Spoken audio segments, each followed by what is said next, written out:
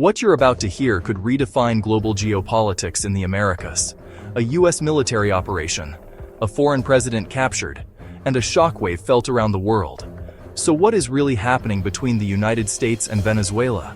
And why does it matter to all of us? The relationship between Washington and Caracas has been fraught with tension for decades, but the strain intensified significantly following the death of Hugo Chavez in 2013. His successor, Nicolás Maduro, inherited a nation grappling with deep economic and political divisions. From the outset, the United States accused his government of a systematic slide into authoritarianism, citing widespread corruption, human rights abuses, and deep-seated involvement in international drug trafficking. These allegations painted a grim picture of a nation in crisis, setting the stage for a prolonged and multifaceted confrontation. In response, Washington deployed a powerful arsenal of non-military tools. A campaign of escalating economic sanctions targeted Venezuela's vital oil industry, financial institutions, and key government officials. The goal was to cripple the Maduro regime's revenue streams and compel a change in behavior. Diplomatically, the U.S. worked to isolate Caracas on the world stage, rallying allies to recognize an opposition government and further tightening the diplomatic noose. The rhetoric sharpened, with American officials labeling Venezuela a narco-state, a nation whose very institutions were co-opted by criminal enterprises. On the other side, Maduro framed this pressure as modern-day imperialism, positioning himself as a revolutionary leader, standing firm against American interventionism in Latin America, a narrative that resonated with his political base and certain international partners. This external pressure cooker coincided with an internal meltdown. Venezuela's economy, heavily dependent on oil exports, spiraled into hyperinflation. Shortages of food, medicine, and basic goods became rampant, fueling widespread social unrest. Massive street protests, both for and against the government, became a regular feature of Venezuelan life, often ending in violent clashes with state security forces and pro-government civilian groups known as colectivos.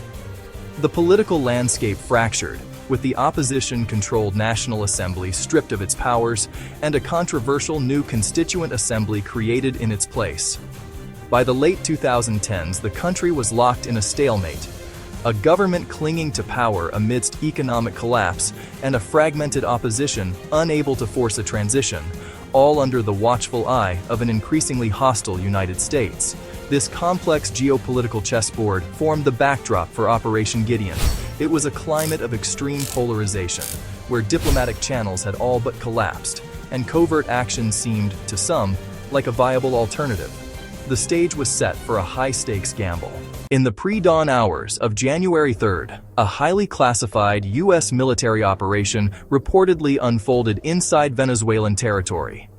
The mission, codenamed Operation Sovereign Justice, was the culmination of months of intelligence gathering and strategic planning. It represented a dramatic escalation in U.S. policy toward the Maduro government, moving from sanctions and diplomatic pressure to direct military intervention. The primary objective was unambiguous: the capture of President Nicolás Maduro. A secondary goal was the apprehension of key members of his inner circle, individuals also facing U.S. indictments.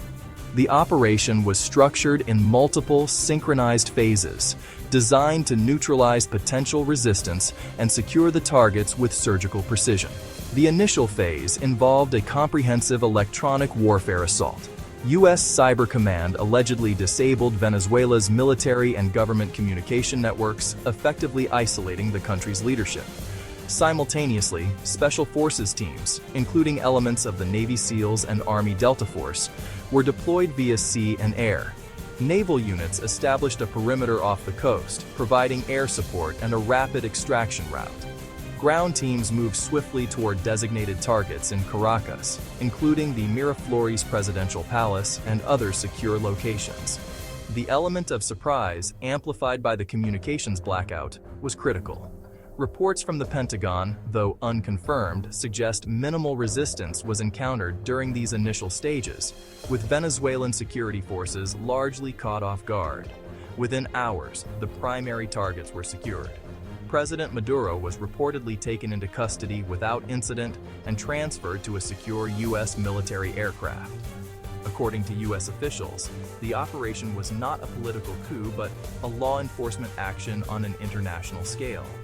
They framed it as a necessary step to dismantle a vast criminal enterprise deeply embedded within the Venezuelan state, allegedly involved in narco-trafficking, money laundering, and supporting organized crime across the hemisphere. Maduro was swiftly transferred to the United States to face federal charges outlined in a sealed indictment. The news of the operation sent shockwaves across the globe, igniting a firestorm of media coverage and international debate. Officially, the mission was presented as a matter of justice, dismantling a narco-terrorism network and holding corrupt officials accountable. But critics quickly argued that the real motivations went far beyond the stated objectives. They contended that beneath the surface of this anti-crime operation lay a calculated geopolitical strategy, driven by long-standing economic interests and a desire to reassert dominance in a changing world. At the heart of this picture lies a single fact. Venezuela holds the world's largest proven oil reserves. A friendly government in Caracas historically meant a reliable supply of crude for the United States. For Washington, regaining influence over these resources isn't just about oil, it's about leverage. The ability to guide Venezuelan crude production could reshape global energy markets, providing a powerful tool to counter competing energy blocs and strengthen America's long-term energy security. Beyond economics, the intervention is rooted in great power competition. Venezuela has cultivated strong ties with both Russia and China, who have extended their economic and military footprint deep into the Americas. From the perspective of U.S. strategists, this growing presence of global rivals in its backyard is an unacceptable challenge. Therefore, the operation serves as a powerful message to Moscow and Beijing, demonstrating a willingness to act decisively to curb their expanding influence. This leads to the third motivation: reinforcing U.S. influence throughout Latin America. The operation serves as a modern application of the Monroe Doctrine. By intervening in Venezuela, Washington sends a potent message to every other capital in the region, a reminder of American power and a warning to nations who might consider aligning with rival powers. When viewed through these lenses, energy security, great power competition, and regional dominance, the official justification looks like one piece of a much larger puzzle. This raises a crucial question. Was this operation about justice, or was it a calculated move in a high-stakes game for global power? The international reaction was immediate and divided.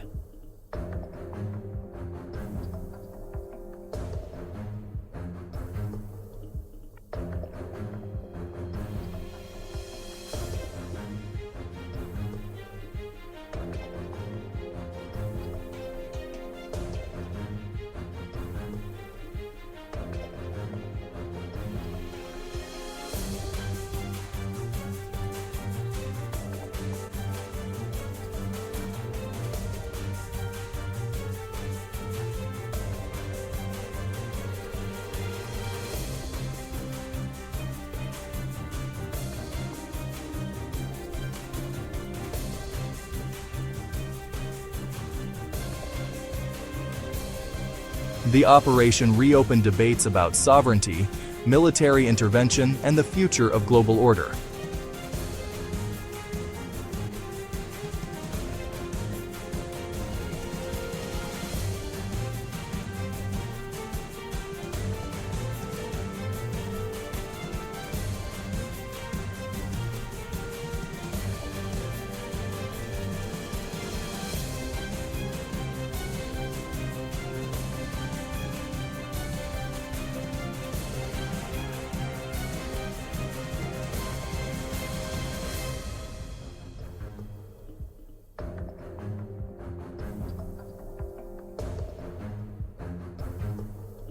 This event could mark a turning point. Latin America may face renewed instability. Global power blocs are becoming more confrontational. International law is being tested in real time, and at the center of it all stands Venezuela, a nation at a crossroads. This is more than a regional conflict. It's a signal of how power is exercised in the modern world. If this analysis helped you understand the situation, like, share, and subscribe for more deep dive geopolitical content. And tell us in the comments, was this justice or a dangerous precedent?